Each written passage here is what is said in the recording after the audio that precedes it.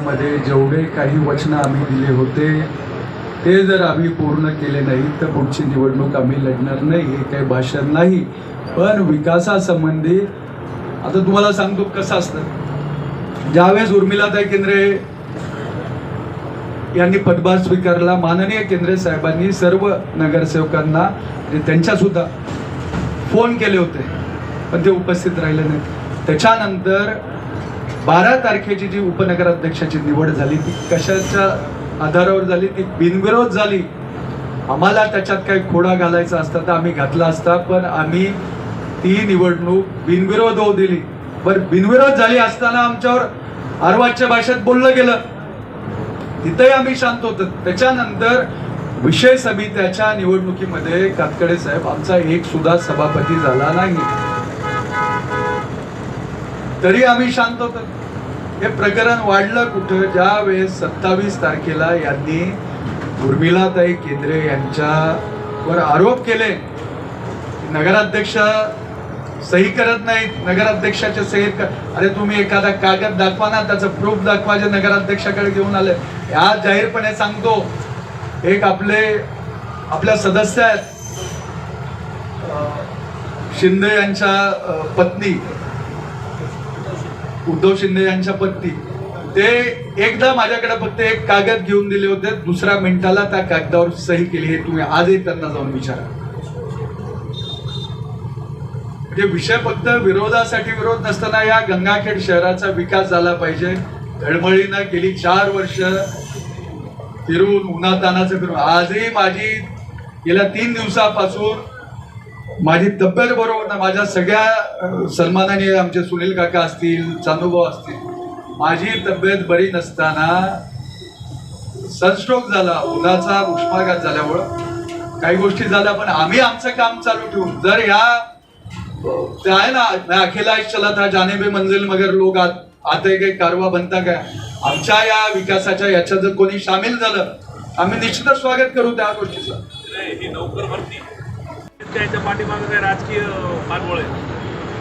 हे बघा, एक लक्षात घ्या, अधिकारी तर याला आहेत, पण अधिकाऱ्यांचे आका सुद्धा कळणं हे कळणं महत्वाचं.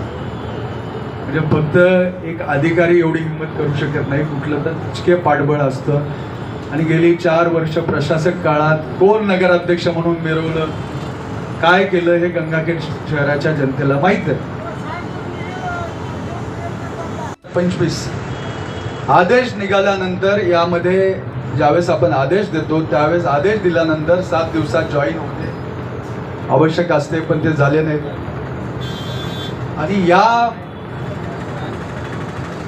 आदेशाचा जावक क्रमांक आपण जर पाहिला तर तो 2356/1 केलेला याला.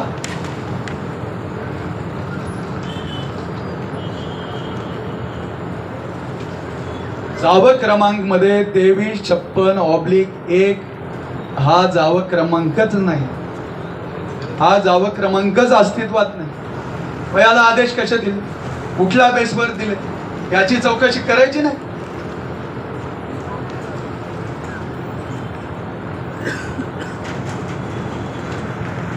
यांना आदेश दिले 3/11/2025. त्याचा जावक क्रमांक आहे वापस तेच 2356/2 हा जावक क्रमांक. साहेबांना आम्ही त्यांची भेट घेऊन या हे केलेले त्यांचं पत्र आहे, त्याची प्रिंटआउट काढून देतो आपल्याला. त्यावर त्यांनी माननीय मुख्याधिकाऱ्यांना सुद्धा पत्र दिलेलं आणि त्यांच्यावर ताशेरे त्या ठिकाणी ओढलेले आहेत. त्याचं फक्त प्रिंटआउट काढून मी तुम्हाला देतो. तक्रार द्या. तक्रार प्रभाग 1 तक्रार सुद्धा खाली जोडलेली आहे. प्रभाग 1 ते 13 असं जे काही विकास कामं करायचे तर ते असं एक मोगम त्यांनी त्या दिवशी प्रश्न उपस्थित केला आणि त्यांनीच एक प्रस्ताव काय पाठवला दाखवतो.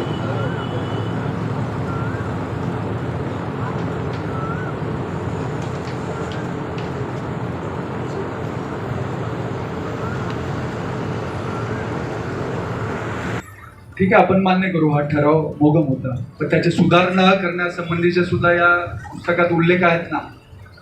एखादा ठराव तुम्हाला पसंत नाही किंवा त्या ठरावाचा समजा एखादा शब्द पटला नाही तर त्याची सुधारणा तुम्हाला करता येते, पण करेक्शन करण्याचं म्हणजे सांगण्याचं सोडून सरसकट मुद्दाच ते हे करायचं योग्य आहे का? हॅलो. ठीक आहे, करेक्शन सांगा, मान्य करू ना आम्ही. हा जे काही मागच्या पत्रकार परिषदेमध्ये आरोप 3.5 कोटीचे. सर, आपण डॉक्टर केंद्रे साहेबांना चांगलं ओळखता. त्या उत्तराला माझं एवढंच सांगणं आहे, त्या प्रश्नाला माझं एवढंच उत्तर आहे की मेलेल्या माणसाच्या टाळूवरचं लोणी खाणारे अवलाद आमची नाही. आम्ही इलेक्शन कसं लढलं या गंगाखेड शहरातल्या जनतेला चांगलं माहिती आहे. बापजाद्याची जमीन विकून आम्ही इलेक्शन लढलेलं आहे. अशा परिस्थितीत एखाद्या गोरगरिबाकडून असे पैसे घेणं विचार सुद्धा त्या ठिकाणी होऊ शकेल. 281 सर्वे नंबर नेमकं कुठे आहे? Survey number 251. सध्या नवीन नगर परिषदेची जी इमारत चालू आहे त्याच्या अगदी समोर हे काम चालू आहे सर.